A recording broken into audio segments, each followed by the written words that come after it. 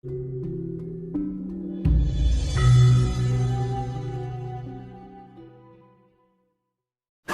gitu. Makanya kan kadang-kadang itu kan salah kaprah zaman sekarang itu, mengartikan ini dengan istilah ini di beda-bedakan sekat kan gitu. Makanya kalau ada tsunami ya nyuwun bae karo yang Bathara Bayuna, yang selesai. Kalau itu kita sudah bisa menyatu dengan alam, itu enak, kita ngobrol dengan alam bisa. Namanya samudra yang pinaring ngono daya keselamatan supados kula ketebino saking bebaya alam. Oh, Gus, yo ngger sepenak wis. Oke, kan ngono. Kalau sudah akrab dengan alam seperti itu, bagikan sahabat. Ibarat putu karo mbae kan gitu. Kalau terbebas dari bencana banjir dari sungai, ya minta aja Bathara Indra. Kalau orang masih percaya dengan dewa loh, leluhur kita dulu masanya seperti itu. Kita biasanya berbebas dari api, sang yang Bathara Brahma, nah, kata beno saking kekuatan api itu supados beri kekuatan dari panasnya api kan. Misalkan ada kemarau panjang, sang yang Bathara Surya Karamya daya kawijayan paringono daya karahayan keselamatan, paringono daya pengayoman supados saya tahan dengan kemarau panjang. Kan ngono. Dadi ora luwe ora kaliren kan ngono. Ya toh. Misalkan kekurangan air, yang Bathara Indra pinarengono daya pinarengono tirta istilahnya sumber air kan itu, mata air. Akhirnya menemukan air. Sebenarnya leluhur kita sudah menemukan kunci-kunci seperti itu. Dan itu sekarang sudah dilupakan. Karena apa? Dianggap musyrik kan gitu. Iya kan. Nah itu hubungan keselarasan antara manusia dengan alam itu ada ikatan yang kuat kan gitu.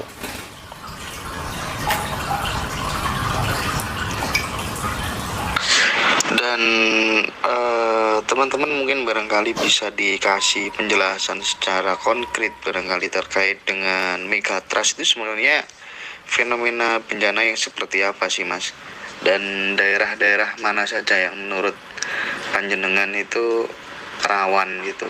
Apakah kemudian daerah-daerah di mana di satu tempat yang kemudian orang-orang mulai meninggalkan leluhur-leluhurnya, ajaran-ajaran tentang kearifan lokalnya, itu juga menjadi sebuah teritorial yang memang harus diwaspadai? Atau memang bencana ini murni ya sudah karena alam sudah mengendaki demikian gitu, jadi nggak perlu menyalahkan perilaku orangnya. Sebut saja misalnya dulu zaman dinosaurus misalnya punah kan, ya bukan dinosaurusnya yang disalahkan, tapi memang itu kehendak alam gitu ya.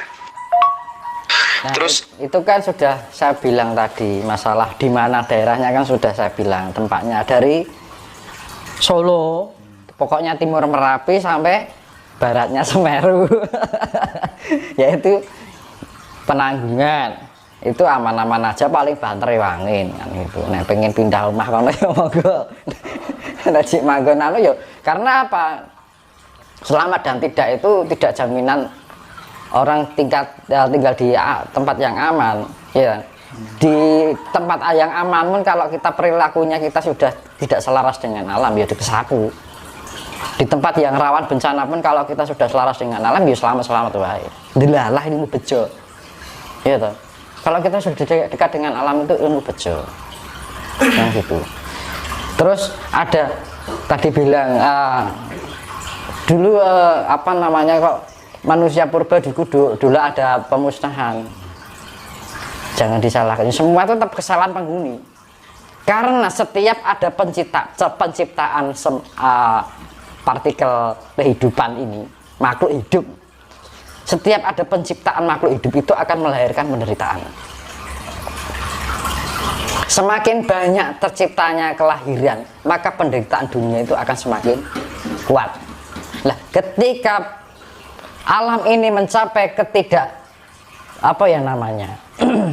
keburukan, atau penderitaan secara maksimal, maka alam akan melakukan reinstall, pengulangan kembali. Nah, jadi kan orang bingung, ngopo disalahke menungso, karena menungso itu bener dewi kan, nggak mau salah. Nah itu, nah akhirnya jadi apa? Orang merasa pintar, merasa benar dari ketidaktahuan, yaitu. Ya jangan salah, jangan akhirnya apa? Alam yang disalahkan itu siklus. Ya enggak, memang itu siklus penciptaan. Makanya kan sudah dibilang ada cerita Adam Hawa setelah melahirkan anak menghasilkan penderitaan. Karena apa? Buah cinta itu hasil dari buah cinta, buah koldi. Ada Hawa buah koldi, testisnya akhirnya timbul nafsu, digambar kayak ular, simbol nafsu. Akhirnya apa? Timbul penderitaan. Makanya setiap hukum alam itu gini, plus ditambah min menghasilkan penderitaan. Nah penderitaan itu akan menghasilkan lagi sampai tiada batasnya. Begitu penderitaan itu mencapai maksimal, maka alam ini akan melakukan reinstall, format ulang. Nek format ulang ini kan mesti aplikasinya yang utama tidak hilang, tapi aplikasi tambahan hilang. Nah, mas, nek HP lah yang ngono toh. Ya padha wae sistemnya. Nek nonton HP lho. Nek diformat kan aplikasi utama gak hilang. Yang hilang kan aplikasi-aplikasi tambahan. Ya wis, bumi seperti itu gambarannya, analoginya seperti itu. Gitu. Ya sama aja kita ketika HP kita nggak beli HP baru ini ya, ketambahan file, ketambahan aplikasi, tambahan file, ambil saya lemot kan, ya sama aja analoginya seperti itu. Kalau sudah lemot ya diformat meneh, diinstal ulang meneh, balik ke normal lagi, kemurniannya lagi, bawaan HP itu semula. Ya sama aja, alam itu seperti itu ya, analoginya seperti itu. Makanya setiap ada penciptaan itu akan menghasilkan penderitaan. Ketika setiap bertubi-tubi atau berkali lipat, misalkan kan kayak multi level kan mas, multi level kayak iki untuk customer tambahan, user tambahan, ini tambahan murid kan kayak ngono kuwi to. Akhirnya dia anak semakin ada unsur penciptaan itu menghasilkan penderitaan. Ketika penderitaan itu mencapai maksimalitas,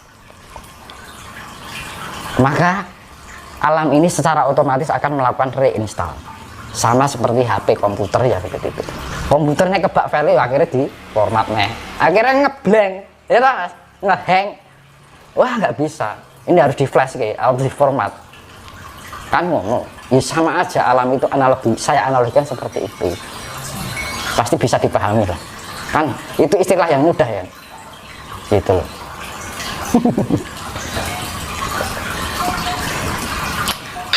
Terus analisa Mas Dinas sebenarnya terkait dengan masifnya gempa-gempa yang terjadi di Jawa Barat tuh kira-kira disebabkan karena apa Mas? Ini penting ya. Apa karena memang sumbernya itu zona megatrust hingga 5 sesar atau bagaimana kira-kira? Karena titik gempa itu memang diawali dari Jawa Barat. Jadi ketika tanggal 21 kan, makanya saya pembukaan pertama itu kan HUT Majapahit ke tanggal 12 November. Setelah 9 hari tanggal 21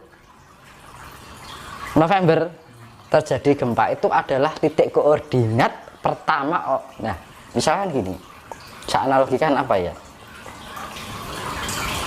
ibarat kamu jenengan buka panganan, buka iya misalkan ini ya, tak botol ini ya, ini terjadi ini.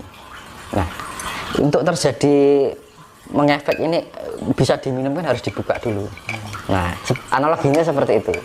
Nah ketika ini buka, ini ngefek dik menjalar, dan itu sangat, pergerakannya sangat signifikan, tidak bisa dikira-kira karena sifatnya random. Tapi itu ada jalurnya yang tidak diketahui oleh mata kasat manusia yang ada di perbumi ini. Semua itu punya ada jalurnya, akar-akarnya. Di mana tempat itu di dalam perut bumi ini ada jaluran lava, ya di situ nanti akan terjadi gempa. Makanya apa? Kan bisa dilihat daerah yang banyak pegunungannya mengidentifikasikan di perut buminya itu banyak lavanya. Ya lihat toh, Jawa Barat lah gunung tok sini. Lihat toh. Ketika Merapi ke sana, arang-arang gunung purba kabeh sini. Apa enek gunung sing masih aktif? Kan enggak ada. Pilih semua aktif ya enggak. Lawu juga enggak. Gunung tertidur yang sudah lama. Penanggungan juga enggak. Ke timur, gunung berapi tok sini. Lelek. Daerah yang terdapat banyak gunung itu mengidentifikasikan di perut buminya itu banyak lava. Nah ini beril ini lah yuk ajur kabeh to entek kan. Jadi kan bisa kita lihat Jawa Barat kan gunungnya wakai biana tidak terhitung dibandingkan Jawa Tengah. Jawa Tengah dan antar Jawa Tengah dan Jawa Timur loh. Ya kan? Kalau Merapi ke sana kan gunung tok. Gunung Merapi, Sumbing, ya tak? Gunung apa jenis belai Sumbing, Sidoro, terus Gunung Selamat, sana lagi Penanggungan, sana lagi Gunung Gede, Gunung Parango, Pararango, terus apa lagi sampai ke Halimun, Gunung Salak sampai Banten sana, ya tak? Merapi kini apa? Enak emang Gunung Lawu, ora pernah. Wilis ya, Gunung Tertidur, Gunung Purba. Penanggungan juga Gunung Purba lah. Penanggungan ke selatan itu nggak tahu kan gitu loh. Daerah Blitar, Gunung Kelut itu masih aktif. Nah, terus Malang ke timur, Semeru, Gunung Bromo aktif semua sampai ke Jawa Timur, Banyuwangi. Nah, daerah yang terdapat banyak gunung berapi itu mengidentifikasikan bahwa ada aktivitas lava yang sangat banyak di dalamnya. Ketika ada vibrasi alam ini, bumi ini ada pergerakan, maka lava itu akan menekan ke atas dan itu akan mempengaruhi gerak lempengan bumi. Daerah lempeng itu kan daerah rawan gerak kan. Ketika ada pergerakan itu misalkan ini langsung gitu kan. Nah itu kan mempengaruhi yang ada di permukaan. Padahal di permukaan ada yang hidup, enek omah, enek bangunan kan ngono. Nah, saya jawab dari pertanyaan Mas Indra itu tadi. Kenapa di awal di Jawa Barat? Lah lihat saja di peta, di Google Map itu lihat Jawa Barat itu sini gunung tok, kan gitu. Dari Merapi ke barat, semakin ke barat semakin padat gunungnya. Terus dari Semeru, Bromo, Kelut ke sana, itu lagi gunung tok teman, gunung berapi maksudnya. Tapi kalau dari Lawu, ini Merapi ke timur kak, sini mau Gunung Lawu, Gunung Wilis, Gunung Penanggungan, apa pernah meledak Gunung Purba sudah tertidur lama. Nah sudah jelas. Jadi kan bisa dicek ya, mana aja daerah yang kena identifikasi zona merah adanya lava di perut bumi. Apa enak nih Jawa, nih dari Solo ke timur sampai Mojokerto. Pokoknya batasnya dari Boyolali ke timur, Solo sampai Sragen, Ngawi, Madiun, Kediri, Mojokerto sana Blitar enek Kelut, wis gak aman, ya toh. Malang ke sana, Semeru, Bromo, masih ke sana lagi gunung-gunung tok. Sampai ke Bali gunung juga. Justru daerah yang tidak terdapat gunung api itu aman. Apa ini dari Solo ke timur, jenengan pernah lihat gunung berapi meletus di situ? Ah nggak ada, ya toh Mas. Kalau Mojokerto ke selatan ada Gunung Kelut, Blitar ya kan. Nah itu kan sudah jelas.